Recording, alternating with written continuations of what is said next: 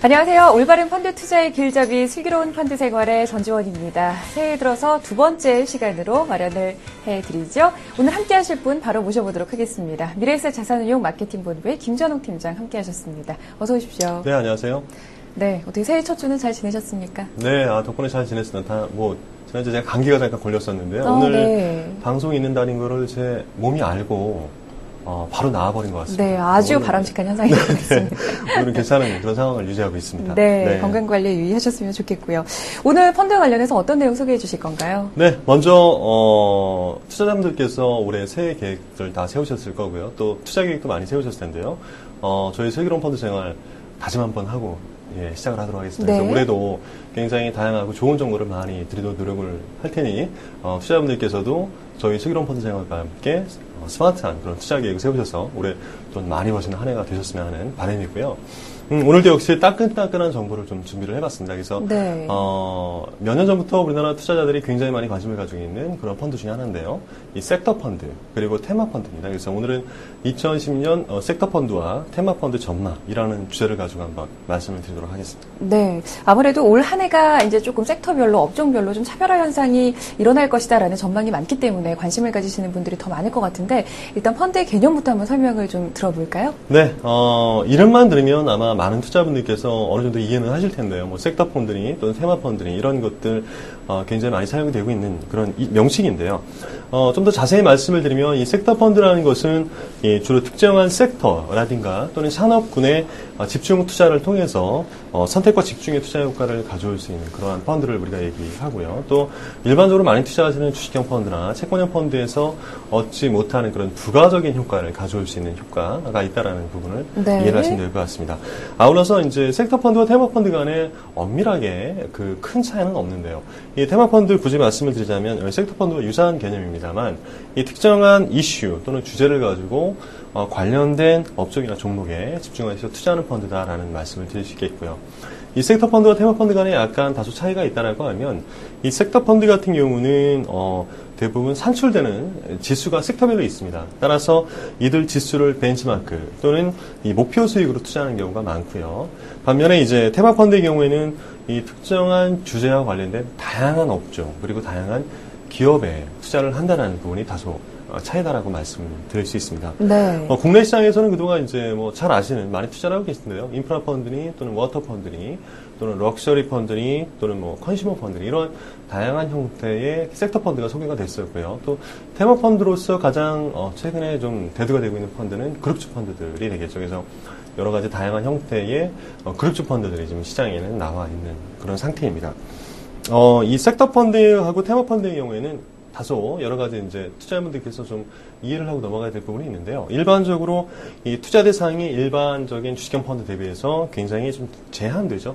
그래서 이 투자 대상이 좀 협소하다는 부분이 분명히 있습니다. 따라서 이 전반적인 종목 선정에 따른 성과 차별화를 나타내는 알파 지수라고 우리가 얘기를 하는데요. 이 알파 지수의 수치가 일반적인 성장형 펀드 대비해서도 다소 높다라는 부분, 그리고 이 변동성이 좀 크다라는 부분. 왜냐하면 특정 이슈와 테마를 쫓아가는 그런 형태이기 때문에 네. 다소 변동성이 높다라는 부분도 꼭 유념을 하셔야 되는 그런 부분이고요. 또 하나는 이제 섹터와 테마 펀드가 이 지수와 다른 특정한 업종 그리고 특정한 주제에 편중되는 경향이 좀 많기 때문에요.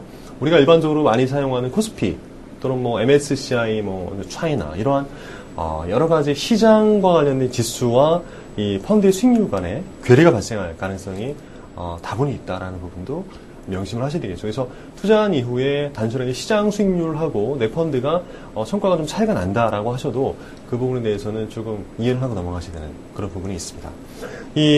지금 현재 화면을 통해서 보시고 있는 이러한 그래프가 지금 현재 전 세계에서 가장 많이 이 섹터 펀드나 이러한 테마 펀드를 구분할 때 투자하는 업종들을 구분하는 그러한 이 참고 지표인데요. 우리가 네. 보통 이거를 긱스 분류라고 합니다. 그래서 이 긱스 분류에서는 10개의 섹터와 24개의 산업그룹 그리고 64개의 산업과 139개의 하위 산업으로 구성되어 있는 그러한 참고 지수인데요.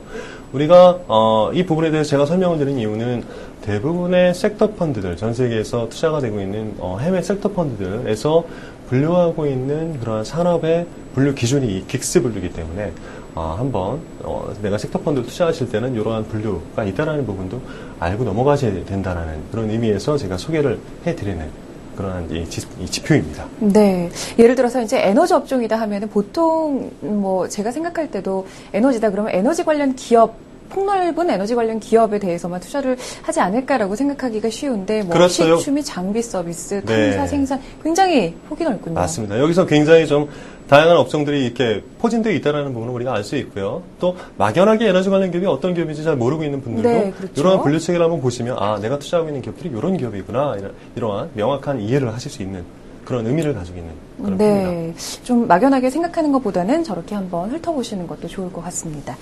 자, 그렇다면 이 섹터 펀드와 테마 펀드를 얘기를 할 때 우리가 논할 때 또 빼놓을 수 없는 것이 지난 한 해 동안의 성과가 어땠느냐 하는 부분이 아닐까라는 생각이 드는데 네. 성적이 어땠습니까? 네, 그래프를 통해서 잠깐 보시면서 말씀을 드리면요. 네. 2009년 섹터 펀드의 경우에는 살펴보면은 여러 가지 섹터가 많지만 섹터별로 다소 조금 차이가 나는 그런 모습을 보였습니다. 그래서 이 글로벌 경기 회복에 대한 기대감이 굉장히 작년에는 작용을 했었고요. 특히 이 경기 민감 섹터 그리고 이 달러화라든가 이런 약세의 영향에 따른 원자재 펀드의 강세가 2009년 한 해 섹터 펀드의 그런 주 테마였다라고 말씀을 드릴 수 있겠습니다. 그래서 이 금값 상승이 작년에 굉장히 많이 됐었는데요.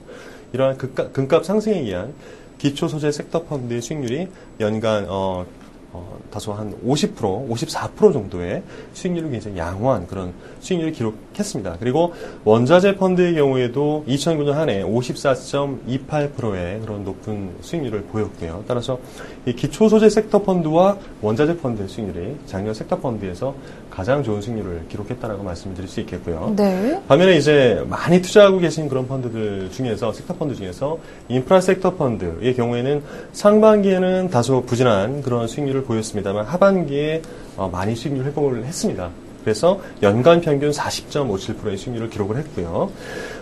금융 섹터 펀드의 경우 역시 글로벌 시장 안정이 작년에 좀 3분기 이후에 이루어지면서 40%가 넘는 수익률을 기록했습니다만 연말에 잘 아시는 두바이 사태가 좀 불거졌었죠. 그러면서 이 4분기 동안 3.8%가 하락을 했고요. 연간으로는 따라서 37% 정도 상승하는 그런 모습을 보여줬습니다. 소비재에 투자하는 소비재 펀드 섹터는 연간 한 37% 성장을 했고요. 반면 이 국내 투자자분들께서 2, 3년 전에 많이 관심을 가지고 투자하셨던 펀드들, 뭐 럭셔리 펀드라거나 또는 녹색주 펀드들 작년에 굉장히 좀 인기를 많이 모았었죠. 그리고 또 워터 펀드 이러한 펀드들은 대부분이 다 20%대의 수익률을 기록을 하면서 굉장히 좀 저조한 모습을 보였습니다. 각각의 섹터 펀드 중에서도요, 몇 개 섹터 펀드의 경우에는 타 업종과 달리 다른 이 동종 펀드와 달리 굉장히 괄목할 수익률을 보인 펀드가 있었는데요.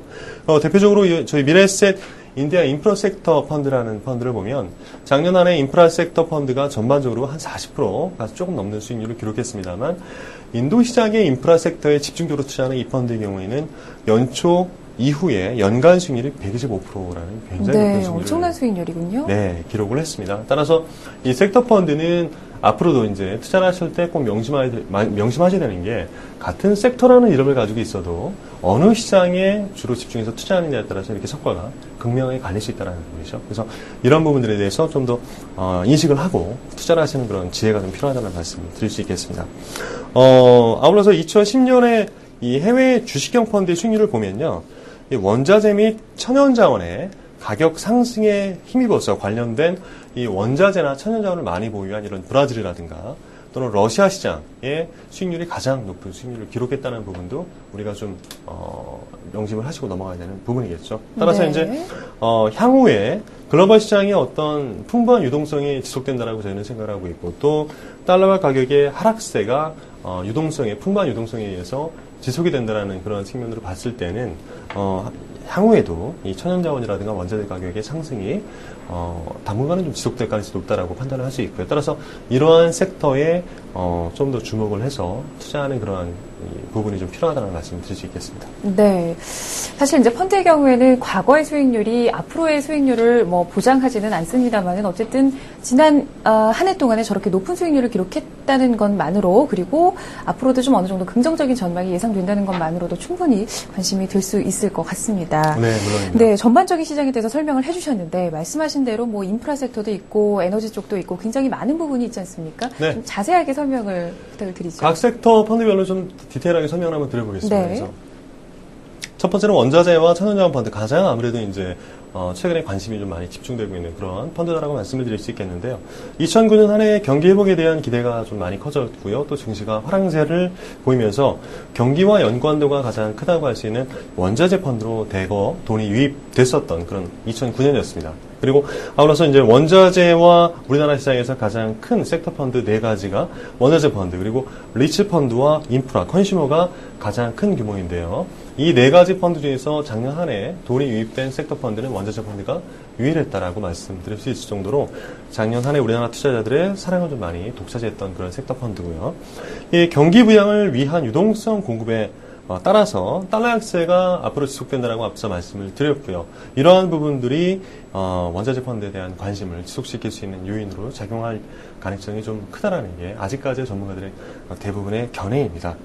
이 원자재 펀드와 천연자원 펀드의 경우 투자할 때는요, 크게 세 가지 유형이 있다는 부분에 대해서 한번 투자자분들께서 유념을 하셔야 되는데요. 네. 첫 번째 유형은 이 원자재 관련된 지수에 투자하는 인덱스형 펀드입니다. 그래서 이 원자재 관련 인덱스가 여러 가지가 있는데요. 뭐 농산물 관련된 인덱스라든가 또는 원자재 관련된 인덱스 또는 에너지 관련 인덱스 또는 메탈 관련 인덱스 또는 골드 관련 인덱스 등 여러 가지 인덱스에 투자를 하면서 이러한 인덱스를 따라가는 그러한 형태의 이 투자하는 형태가 첫 번째 원자재 이 펀드의 유형이고요.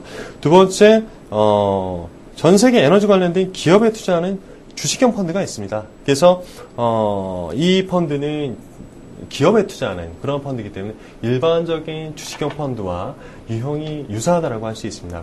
그래서 전 세계 뭐 예를 들어서 석유와 관련된 기업들에 투자한다든가 또는 천연가스와 관련된 기업들에 투자한다든가 또는 이런 것들을 뭉뚱그려서 원자재와 천연자원 관련된 기업들에 뭉뚱그려서 투자한다든가 이러한 그러한 여러 가지 기업에 투자하는 펀드가 두 번째 유형이 될 수 있겠고요. 또 세 번째 원자재 펀드라고 하면은 이제 역시 에너지 자원이 풍부한 국가에 투자하는 형태의 그런 펀드가 있겠죠. 그래서 앞서 말씀을 드렸던 뭐 러시아라든가 또는 브라질 또는 EMEA 국가라고 우리가 많이 얘기하는데요. 중동 아프리카 국가에 투자하는 형태의 이러한 원자재 펀드가 있습니다. 그래서 이러한 세 가지 형태의 펀드가 있다는 부분을 명심을 하시고 투자자분이 투자하실 때 어떠한 게 나한테 맞느냐라는 거에 대한 선호도를 분명히 가지고 투자를 하셔야 될 것 같습니다. 네. 사실 내가 투자하는 원자재 펀드가 어떤 특정 기업에 투자가 되는 건지 아니면은 뭐 그 나라에 투자가 되는 건지 지수에 투자가 되는 건지 사실 잘 모르고 투자하시는 분들이 꽤 아마 있으실 텐데 이번 기회를 통해서 잘 한번 살펴보셨으면 좋겠습니다. 자, 이 원자재 펀드 살펴주셨는데 사실 경기가 회복 국면에 접어들면 경기가 좋으면 또 관심을 받는 펀드가 바로 인프라 쪽이 아닐까라는 생각이 드는데요. 이쪽 상품도 있죠? 네, 맞습니다. 국내 투자자분들께서 원자재 펀드 이전에 많이 관심을 보이셨던, 최근 한 3, 4년 전부터 관심을 많이 보이셨던 펀드가 이제 인프라 펀드입니다. 그래서, 인프라 펀드라는 것은 뭐 말 그대로 인프라 관련된 산업이라든가 또는 기업에 투자하는 그런 펀드를 우리가 인프라 펀드라고 하고 있는데요. 뭐, 예를 들어서 도로라든가 철도, 항만, 또는 항공이라든가 이러한 여러 가지 인프라 관련 산업에 투자하는 펀드를 우리가 인프라 펀드라고 말씀을 드렸고요. 이 본질적으로 다른 테마 및 섹터 펀드와 비교를 해볼 때요. 높은 배당 성향 그리고 상대적으로 낮은 변동성이 투자 매력으로 부각이 되었던 상품입니다. 네. 하지만 현재 판매되고 있는 상품과 특징의 차이가 많이 발생을 하면서요. 이 경기 국면에 영향을 많이 받는 그러한 펀드의 형태를 보이고 있습니다. 그래서 이런 부분에 대해서 투자자분들께서 좀 유념을 하셔야 될 것 같고요. 2009년 9월 달을 기준으로 했을 때 인프라 펀드가 전체 국내 시장에서 섹터 펀드 중에서 대략 한 42%의 비중을 차지하고 있습니다. 2008년 글로벌 경기가 하락을 많이 했었죠. 다 아시겠지만. 하락을 한 이후에 주식시장이 조정을 받았고 그리고 2009년 한 해 동안 많이 올라가는 모습을 보였었는데 인프라 펀드 같은 경우는 이 회복의 모습이 다른 섹터 대비해서 좀 더딘 모습을 보여주고 있는 그런 모습을 화면을 통해서 보실 수 있습니다. 앞서 말씀을 드렸습니다만